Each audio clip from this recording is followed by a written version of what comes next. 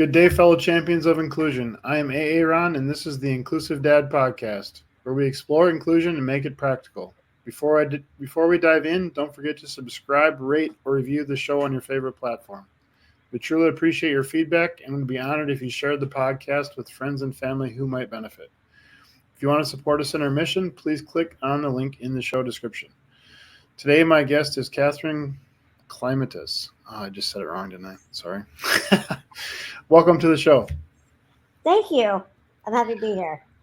Why don't you start off by just telling everybody a little bit about yourself? Okay.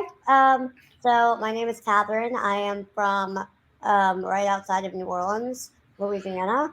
I am 35 years old. I'm an artist and graphic designer, and I have a genetic bone disease called Osteogenesis imperfecta, and it basically means that my bones grow abnormally and they break really easily. So, just to give you an idea, I had broken over 500 times by the time I was 10. Wow. So I had broken a whole lot of bones in my life. We stopped counting at that point. Figured 500 is a good number to stop at. There you go. But yeah, so I've broken a whole lot of bones in my life, and I have there are some other things that come with the disease, like hearing loss and heart issues and breathing issues, and just it's a connective tissue problem. So it kind of affects pretty much everything. My eyes work really well, so that's good. There you go. But yeah, so my life looked a little different growing up because I'm only 2'7", so I use an electric wheelchair to get around. That I've had one since I was 2. Okay. So I mean, obviously not the same one, but I've had a wheelchair since I was 2, and yeah, so I couldn't do all the things my friends did. So Sure. early on, I got into art. My mom gave me my first watercolor set when I was 5, and I loved it. Like I dove right into it, used it up, was ready for more in a week, kind of thing. And my mom was thrilled because she and my dad were always trying to find things that I could do because I couldn't go play soccer or anything like that. Yep. And I was really bored, and I was really smart, and I was driving them completely insane. And so she was very happy that I got into that. So she started introducing me to different medias. I got different art teachers. So of course I had art in school, but then she had other people teach me privately. So I had a lady who taught me sculpting. I went to summer camps where I got to do glass blowing and printmaking and all kinds of things. And then as a teenager, I had a college professor teach me privately every weekend, and that was a much more intense. There was much more traditional art classes. So it was, learning how to draw a perfect circle without a compass, or learning how to draw a straight line without a ruler, and learning about perspective and all those things that you need to know in order to make good art. And yeah, so then from there, I went to Loyola University, New Orleans, where I got a BA in graphic design. And yeah, so today I work as a graphic designer and a watercolor artist. That's awesome.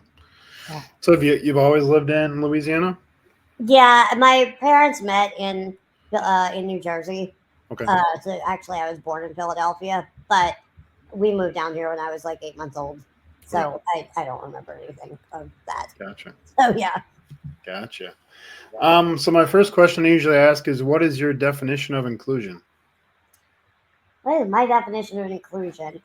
My definition of inclusion would be to, oh God, I can't use the word include in the same definition. It would be to allow everyone in a group to participate in some way. Sure. So I guess when I talk about inclusion, because my experience with inclusion is in schools. Yep. Right. So my definition is even if you have a special ed section of the school, those kids should still at some point be mixed in with the able-bodied kids Right. in some way, and of course that's going to look different depending on their abilities and what they can do, and that kind of thing. Because one of the things, I went to all mainstream schools, Okay. because I grew up with this major physical issue, but mentally I didn't have any issues. Right. And in New Orleans and this area, any special ed school is mental. Like there is no special school for somebody with a physical disability without Okay. a mental one. Okay. And so they wanted to put me in special ed, and my parents were like, no, she doesn't need that. She's going to be bored, and we already have this problem. so so they pushed and got me into a private small Episcopal school Okay. for grade school, which was wonderful. It was 5 minutes from our house. Very family oriented. The teachers were great with me. Like they made accommodations, but didn't. I mean, they treated me differently, obviously, because they had to, but Mhm. not different. Like their expectations of me were no different than Sure. any other student, right? Yep. Um, and then I went on to Ben Franklin High School, which is it's a charter school, but for all intents and purposes, it's a magnet school. So Okay. it's high level performance school. Mhm. And I graduated from there with honors, and then went to Loyola. So um, I my experience is that most of that time I was the only person in a wheelchair Right. in high school. So I was included as much as I could be, but of course, like I didn't do PE. Right. I mean that was not an option. I had physical therapy outside Right. of school, but not during school. So they'd give me an extra study hall, or I'd have to take. I think I took an extra art class one year. I mean, Yeah. we'd fill it in with something. Sure.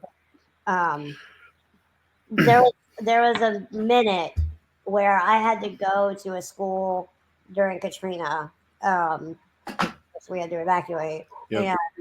and for a whole semester, I had to go to a school in a smaller town in Louisiana that was a public school, and it was huge. It was, I mean, probably a couple thousand students compared to what had been at. It was Yeah. big for me, and they would have the special ed kids.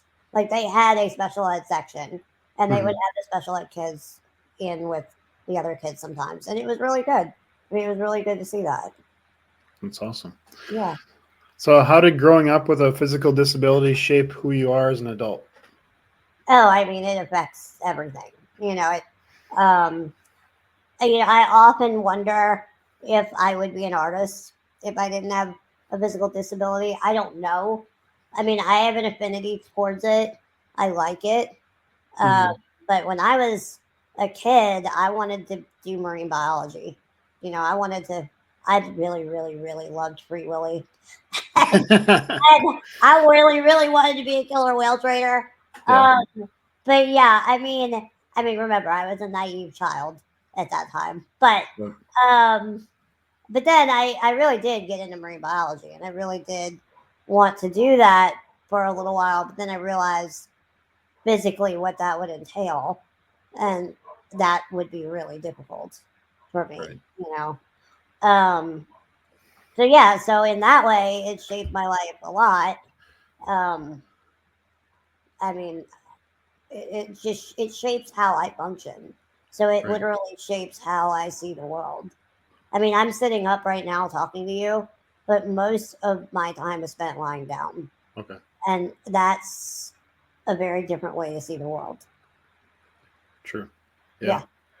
Yeah, yeah. How do you find strangers react to you in public? It depends.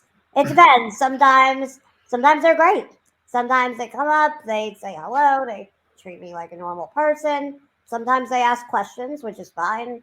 I'd never mind when they say, can I just ask, like, what disease you have, or, what happened, or whatever. Yeah. That's totally fine. I don't mind it when kids do it. Sometimes they stare, which kids, I don't mind so much, at least younger kids. Older kids and adults, that's kind of ridiculous. You Yeah. should know better by now. Somebody should teach you. And if they haven't, I'll teach you, because I usually stare back at them and it freaks them out. And I love it. It's so much fun. And I'm really, really good at staring contests. So I win every time because they freak out and they run away, you know. So anyway, it, but yeah, I mean, I would say that happens maybe 10% of the time. Yeah. I mean, most of the time people are pretty good. Oh, can I hold the door for you? Can I do this for you? And yeah, that gets a little annoying sometimes because it's like, no, I got it. But at the same time, they're just trying to be nice. Yeah. And that's nice. I mean, we need that in the world. So that's nice. Yeah, for sure. Yeah, so the reason I'm the inclusion stuff, I have a daughter, Cecilia. We call her Cece. She just turned 22 in October. Who uses a wheelchair. She has cerebral palsy and epilepsy. So she was put in a segregated classroom early on because I didn't know any better. Found out they were like folding towels and stuff in there, not doing academic stuff. So Right. try to get her back into gen ed, which was a struggle. So that's kind of the background I have. And I know one thing that happens to us sometimes. She's obviously in a power chair, so she's lower than us, and we take her like to a doctor appointment. And they've gotten a lot better at this, but a lot of times they would like look to me or her mom and ask, Oh like, yeah. what's her name and what's her birthday? Does that stuff like that ever happen to you? Oh yeah, all the time. All the time. My aides, I usually have my mom or my aide or somebody Yeah. with me all the time. And people will look and say, "Oh, what's her name? How old is she?" Like, you know, Yeah. does she like to shop, or if I'm in the mall? Yeah. No, I wouldn't be here. Like, really? So usually, well, my aides know, like, they really just need to not say anything, Yeah. like, and let me handle it, because usually I'm the one that answers, and Right. it surprises these people, like, they jump back, like, oh, she talks, Right. like, yes, it's amazing, isn't it? Um, yeah, so that definitely happens. Sometimes, like, my mom will answer, and she'll say something like, "Well, ask her," Right. which is Yeah. fine.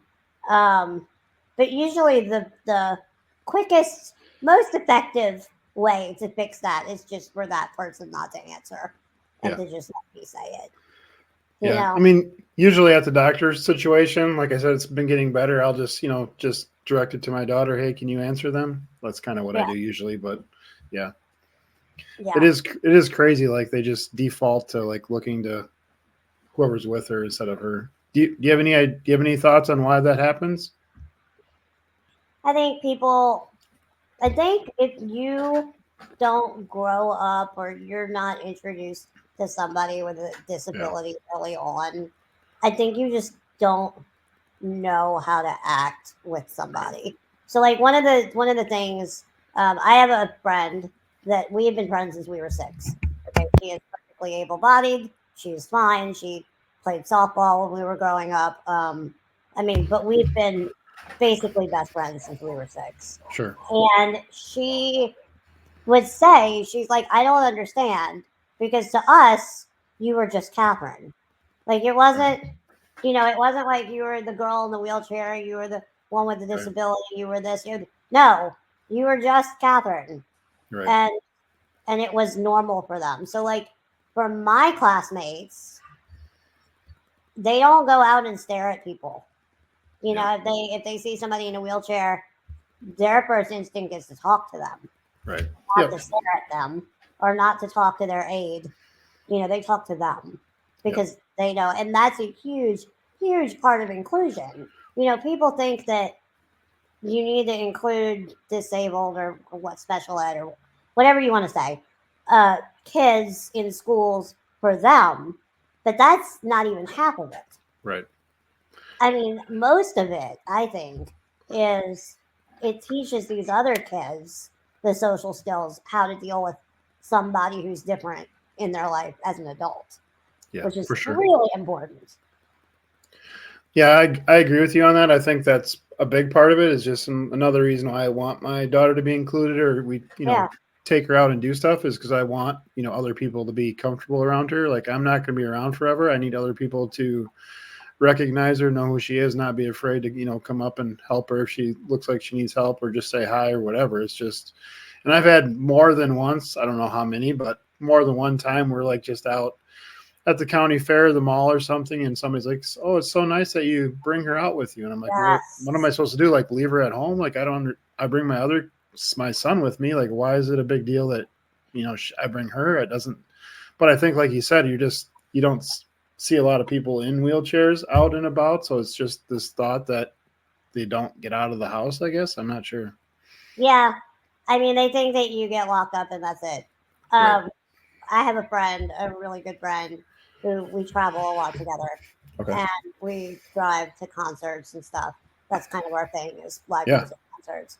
Cool. And she, not that long ago, within the last year or two, somebody came up to her during a concert, or during the intermission Hmm. of a concert or whatever, and said something to her like, "Thank you so much for bringing her. You're such an inspiration." And my friend looked at me and went, "Well, she's the one paying, so yeah, I bought it." Like, which was true. I was Right. the one paying, you Right. know, and yeah, it's just like, oh my god, like I get told that I'm an inspiration for leaving my house, and I'm just like, okay, like, how Right. about we lock you up in the house for months and then see if you're an inspiration for leaving your house? Like, Yeah. you know, like you're not. There's a TED talk done by this girl named Stella, who unfortunately has passed away. Yep. She has the same disease I have, Okay. the same type and everything. And her TED talk is all about how she hates the word inspiration. Yep. I completely agree with this. Like, she she says, okay, if I'm an inspiration because of, and I don't remember the example she used, but it would be like me saying, if my art inspires you, Right. what I've done inspires you as an artist, that's okay. Right. But if you're inspired by me just because I got out of bed this morning, Right. that's not being an inspiration. Yeah. That's just living. Yeah. That's not the same thing. And so it's a great TED talk. It's on YouTube, if y'all want to look it up. But it's totally true. Right. It's totally true. You What know. kind of what kind of concerts do you like to go to? Well, I love country music. Okay. I am a big fan of Sugarland and Little Big Towns. So I just went to their. They just toured together. So I just saw their tour a few times, which was fabulous. Um, Yeah, I like. they came into, so I live in Minnesota. They came into Minneapolis, St. Paul. My girlfriend and I saw them at the Target Center. It must have been like November last year they were Yeah, there. So that's the second time I've seen that. I've seen them on the, what was it? Big Machine tour or something. oh no, that wasn't the Incredible Machine.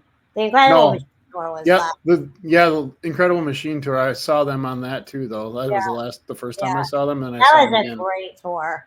Yeah. Their production was really really good on that But tour. like Jennifer Nettles, her voice is, oh my It's gosh, insane. it's It's insane. insane. I mean, and then at the end when they come out and it's all six of them and they Yeah. do Life in the North Yes. Town and Oh Take yeah. Me Home, it's like, I mean, like how much better does it get?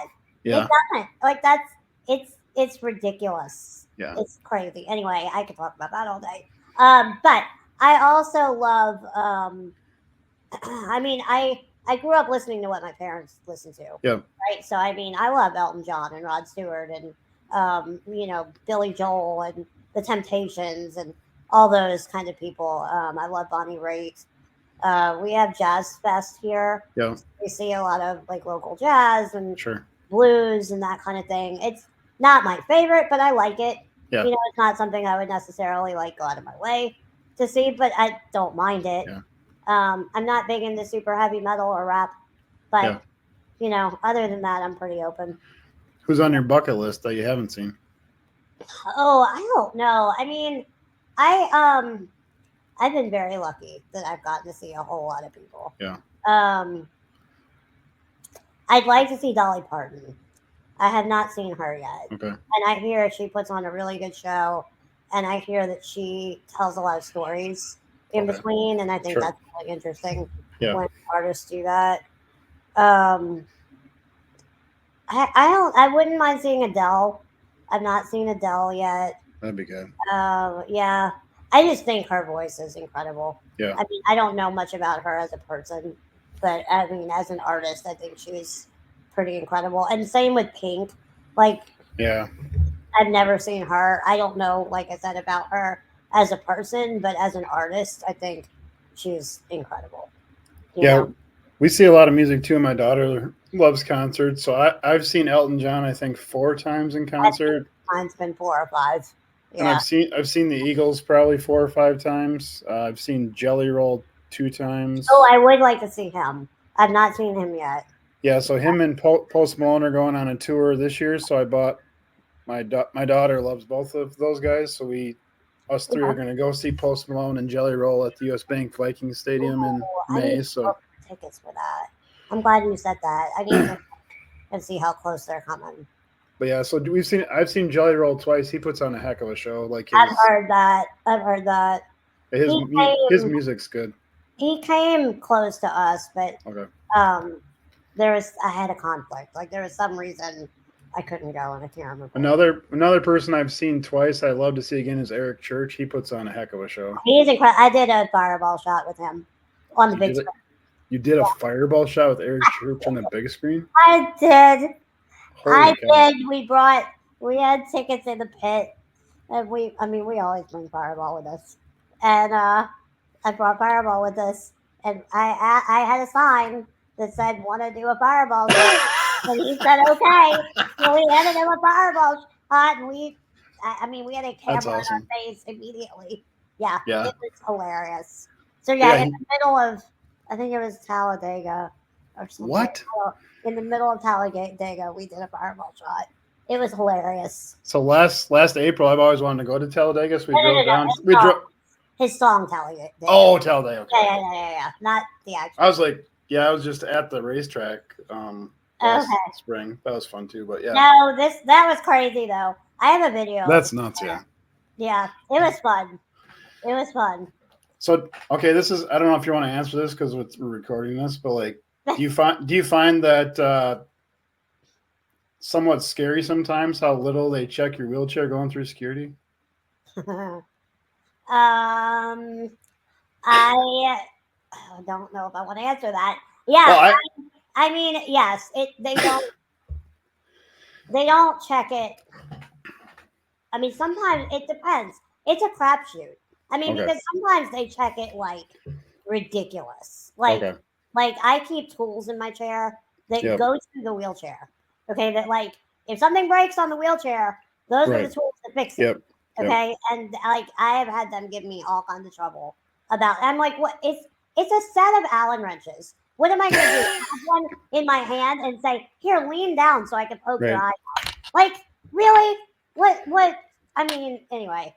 So Well, there's been more times than not with like taking my daughter in like through security, and it's kind of a one way or the other. It's like super nice. They don't like spend a ton of time like digging yeah, through everything, but at the same time, and you're like, those people over there, they're like going through their bags really bad. But like she comes up to a wheelchair sometimes, just like zoom through. I'm like, okay, so that's a little scary. I at least want you to look like you're checking to make sure we're not smuggling something bad in. But yeah. I mean, a lot of times, like when I go to New Orleans, the venue in New Orleans, like we go to the same venue, so the yeah, security kind of knows me. true. So a lot of times they're just like, "Oh, it's you," and like they just Yeah, wait through because yeah, I'm not smuggling anything. The yeah. worst thing I have smuggled in is Fireball.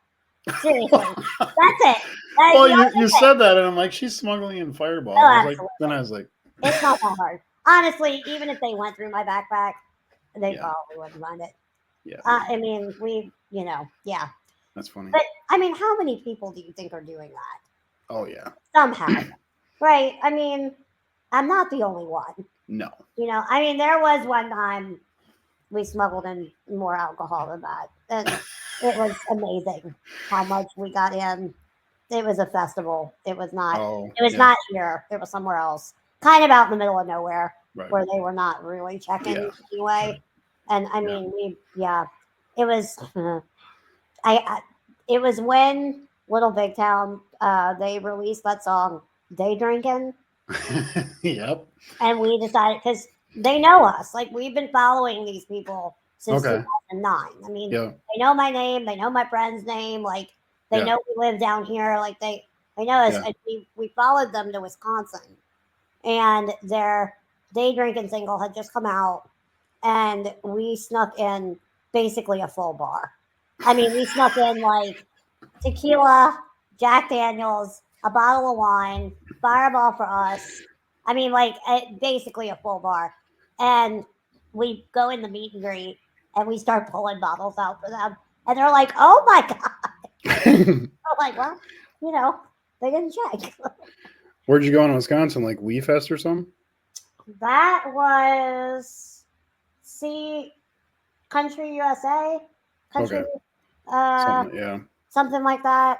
Yeah, It's because I'm not far from Wisconsin, so I've heard of like okay. Wee Fest or different ones in Yeah, Wisconsin. there's two of them Okay. that we went to in the same weekend, and I can't remember Wow. what it was. But anyway, yeah, that was fun. That does sound like fun. I've That never was- done. I've never done anything like that, but I mean, I know people smuggle stuff in because if you go to any concert now, it's like the amount of marijuana that you smell while you're oh, there. So there's a lot of people bringing marijuana. oh yeah, I was like, whoa. oh yeah, So yeah. yeah. And I mean, I'm sure that you run into this too. Like, I don't consider myself like I don't label myself an advocate. Like, I'm an advocate in that I share my story, Yeah. but I'm not like in the legislature. Right. Like I'm not. Yep. I'm not changing laws. Yep. Um, but one thing that makes me completely crazy that I complain about and fuss about all the time is that there are very few venues that will put wheelchair seating in the front. Right. Very few. And that's ridiculous. Right. That's ridiculous. Like, there should be in the front row, there Yep. should be like 4 seats that are Yep. designated for wheelchairs, and they can still be more money. I mean, they're Right. in the front row. That's Right. fine. They can still be a lot of money, but it should be an option. That should be an option. Right. Because a lot of times our seating is behind the first tier, and then when Right. everybody stands up, what do? You can't. Yeah. I Yep. can't stand up. Yep. Your daughter can't stand up. Yeah.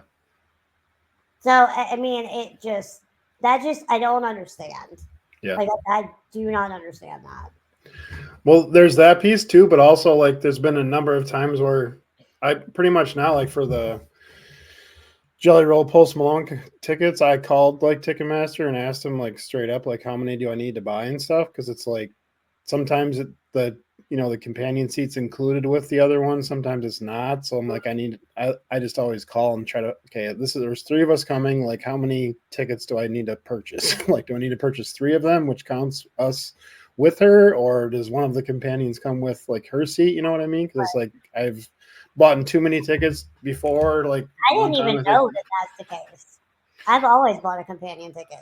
I feel like there must have been one time or something where I bought like 3 seats or something, and one companion was included with hers or something at that venue. So like I just always call now because it's never really clear to me like online if it's what it is. So yeah, usually I end up calling, but yeah, I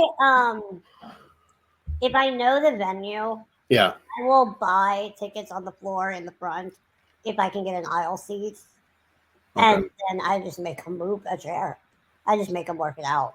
Because especially if it's a VIP thing, like I did VIP for Little Big Town and Sugarland, all 3 shows I went to, and I'm like, I paid for these tickets. Right. They're gonna figure it out.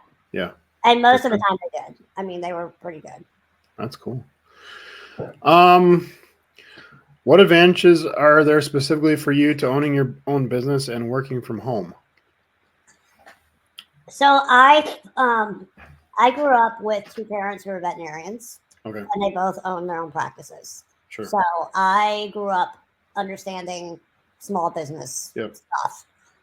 So that it wasn't a huge leap for me to have my own business. Sure. For me, like I said, I need to lay down to work Yep. at the majority of my time. So it's hard to have a business. Like if I was going to go work in a firm, it's hard to get them to make Yeah. the most comfortable accommodations, For right? sure. I mean, at home, literally, I can wake up, be in my pajamas, and work, Yep. and nobody cares. Yep. You know, if something is broken, I have my stuff here that I can figure out a more comfortable position. Um, the fact I do own my own business. I mean, not that I do this often, but if I'm really hurt, I just cancel my appointments. Right. If I have to, and I'm not going to get fired, hopefully, by my clients. Mhm. So yeah, there are some definite advantages. There are some disadvantages, though. I mean, sometimes it is hard to motivate yourself when you're at home. Yep. Like I live with 6 dogs. They're all locked outside right now. That's why you Mhm. cannot hear them. But that is often a problem. Right. They live here too, and they're loud. Yep. So getting on the phone and doing things like this sometimes can be a little difficult. For sure. Um, but yeah, and I mean, like they don't. There's a perception of, oh, you work at home, so you don't really work. Right. And I'm just like, do you guys realize that I'm probably working longer hours than you are? Right. I mean, honestly, like, it's rare that I stop working before 8 o'clock at night. Now, I don't usually start till 9:30 or 10, and there are maybe one or two breaks in the middle of the day to like shower. I swim for exercise, so Okay. sometimes I swim, but that's an hour out of the day. We're not Right. talking like hours and hours, Yeah. you know. Um, so it's people. I'll have people just drop by because they say, "Oh, she's at home." Okay, but sometimes I'm on a podcast, Right. or sometimes I'm on a call. Like, don't just drop in. Yeah. It's where I work too. For sure. For sure. Like how are services like or getting services that you need to like get the support at home in Louisiana? Is it pretty like everywhere else? It's kind of hard to find people, or what's it Yeah, like it there? is. It is. I okay. So I will say the positives first. Okay. So Louisiana has, and I'm sure that every state has this, but Louisiana has Louisiana Rehab Services, Mhm. which is really great. They're federally funded, and Yep. their goal is to get people with disabilities into the workforce. Yep. That is their goal. And so, whatever you need that they will approve, they will they will give you so that you can get a job, Yep. basically. Hmm. So while I was in college, they paid for my first computer. They paid for a few things. The lift in my car. Oh They wow. paid Okay. for my aides while I was in college, like like the ones that were at school with me. Sure. They paid for they paid for part of a wheelchair, and a few other things. But out of college, they continue to pay like I'm getting a new wheelchair soon. Like Okay. fingers crossed within the next month. Sure. Um, they're going to pick up what my insurance does not. Okay. So like that's a big one. If my lift in my car were to die and I need a whole new one, Sure. they'll pay for a whole new one, but they won't fix that one. Okay. Like it has to be completely dead. Um, there's a few other little things. I like my hearing aids. They pay for those. Sure. I mean, there's a few other things that they'll pay for if I ask them to. The hardest thing is getting aids, and I mean, I don't know what your situation is with your daughter, but finding somebody that you trust to be in Right. your house is really, really difficult. Yeah. And the um, the people that the state hires are being paid basically nothing. And so the caliber of person you're getting is not necessarily the person you want in your house. Yeah. And the thing is that, like, yeah, I'm in here with them, but what am I going to do? Yeah. I mean, like, if they decide to steal all the china, what am I? I'm not going to stop them. What am I going to do? Yep. You know? So, I don't. We hire our own aides. I joke that I work to pay my aides, but it's basically the truth. You Right. know. And so we hire our own people, and even finding people outside of that system is hard. You know. Yeah. Yeah. Seems like that's kind of the case everywhere. Yeah.